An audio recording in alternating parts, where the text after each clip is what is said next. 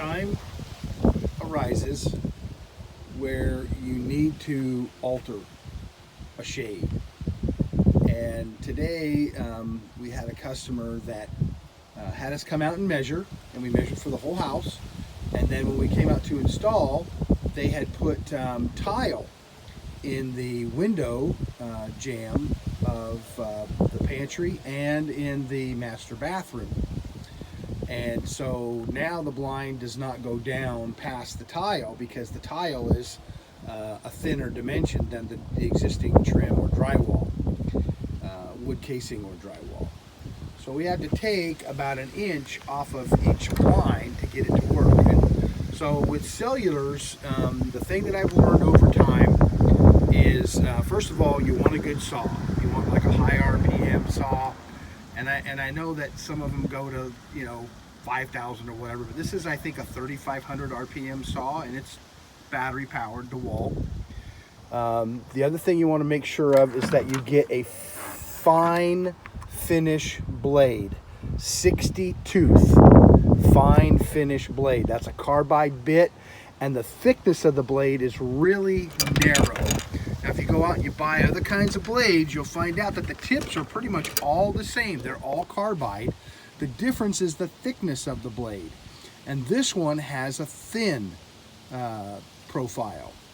I don't know if you could really see it, but it's very thin, okay? As opposed to other types of blades that are much thicker and heavier because they're made for cutting aluminum and steel. And even though you're cutting aluminum and sometimes steel, if you use the fine finish blade and you push down real slow, it'll just melt right through it.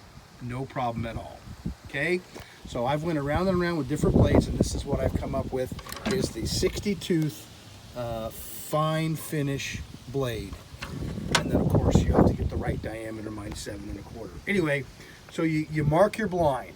You bring it back to the shop, and then of course first thing you want to do is close it up really tight and tape the end where you're going to be cutting, because you don't want any play, you don't want any movement in the blind. You want to tape it so that it's nice and tight and compacted. Okay, if it's loose, something will snag, the fabric will snag, and you won't get a good clean cut. You can fix snag fabric by going back and cutting it with either a really sharp pair of scissors or one of those roll cutters that seamstresses and quilt people use. But if you cut it right the first time, you won't have to go back and do any other cutting.